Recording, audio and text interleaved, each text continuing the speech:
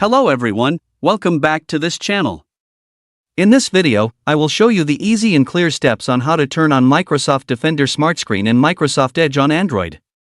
How to turn on Microsoft Defender SmartScreen in Microsoft Edge on Android.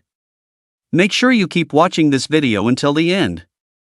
Let's get started right away. Firstly, open the Microsoft Edge app on your Android device. This is the initial screen of the Microsoft Edge app. Next, tap the three-line icon at the bottom right of the screen.